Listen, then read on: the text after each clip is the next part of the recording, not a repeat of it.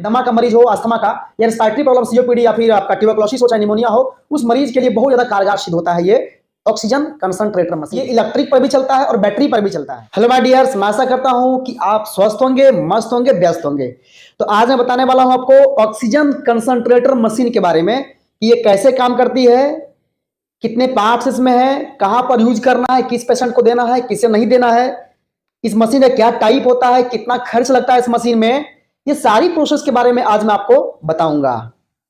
Oxygen concentrator machine एक electronic device है जिसका यूज हम लोग करते हैं इन्वायरमेंटल एयर को, ऑक्सीजन को प्रोवाइड करने में पेशेंट बॉडी में। यानी जो हमारी आसपास में जो हवा है इसमें 78% नाइट्रोजन है, 21% ऑक्सीजन है और 1% में अदर गैसेज हैं। ये आप सभी को मालूम है।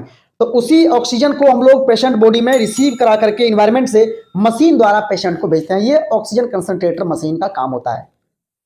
कोरोना काल में बहुत लोगों को ये सांस लेने की तकलीफ हुई थी, कारण कि अगर ऑक्सीजन नहीं मिलेगा तो आदमी की लाइफ नहीं चल पाएगी, क्योंकि लाइफ गैस होता है ये ऑक्सीजन।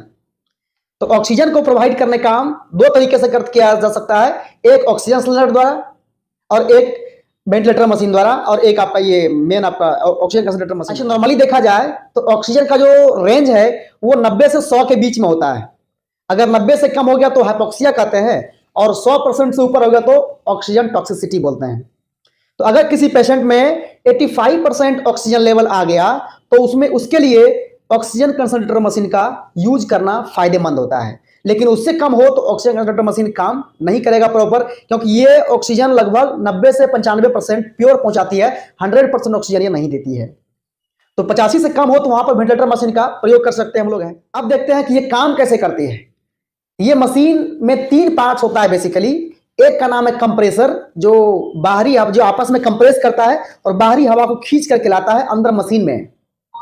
दूसरा होता है फेरस जिंकॉन फिल्टर। फेरस जिंकॉन फिल्टर ये क्या करता है कि जो कंप्रेस्ड जो एयर बना हुआ है उस हवा को रिसीव करके और वो ऑक्सीजन को अलग कर देती है और शेष गैस को बाहर निकाल देती है। फेरस जिंकॉन फिल्टर का यही काम होता है। ये फिल्टर एक लिमिट टाइम के बाद में एक्सपायर करती है, जिसको बदलना पड़ता है।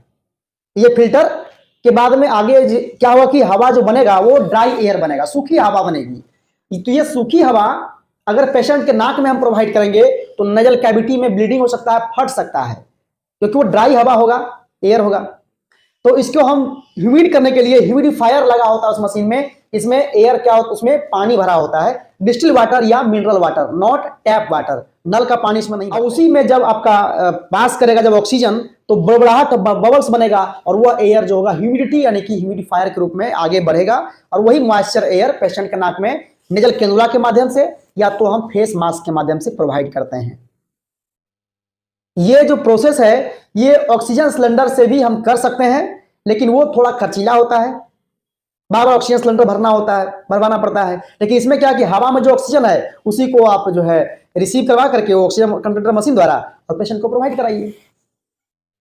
ठीक है, ये घर में भी प्रयोग कर सकते हैं, क्लिनिक में भी कर सकते हैं, कहीं पर भी इसका यूज कर सकते हैं। ये मशीन लगभग 1 मिनट में 10 लीटर एयर ऑक्सीजन बना सकती है, प्रोवाइड कर सकती है पेशेंट को। यानी 1 मिनट में 10 लीटर ऑक्सीजन बना सकती है ये मशीन। अलग अलग कैपेसिटी होता है। इस मशीन का जो नॉर्मली वेट होता है वो 15 से 25 किलो तक का होता है और ये लगभग अलग अलग रेंज में आता है। कुछ 15,000, कुछ 20,000, कुछ 40,000, कुछ 80,000, अलग अलग रेंज में। ऐसा पैसा लगाइए वैसा क्वालिटी का आपको मिल जाता है। ये इलेक्ट्रिक पर भी चलता है और बैटरी पर भी चलता है। तो ऑक्सीजन कंसंट्रेटर मशीन बहुत अधिक यूजफुल है। अगर किसी को घर में दमा का मरीज हो, अस्थमा का या रेस्पिरेटरी प्रॉब्लम सीओपीडी या फिर आपका ट्यूबरकुलोसिस हो चाहे निमोनिया हो, उस मरीज के लिए बहुत ज्यादा कारगर सिद्ध होता है ये ऑक्सीजन कंसंट्रेटर मशीन। क्योंकि इसमें खर्चा बस एक बार है, एक बार लगा दीजिए पैसा और अपना काम करवाते रहिए। ऑक्सीजन को खींचेगा अपना और फिर आगे भेज देगा आगे। तो ये सारी जो पार्ट्स है, ये सारी जो इसका जो प्रोसेस है वो हम ऑक्सीजन कंसंट्रेटर मशीन में जानते हैं। और भी काम इसका होता है बहुत सारा, जिससे अलग अलग मरीज में इसका यूज कर सकते हैं।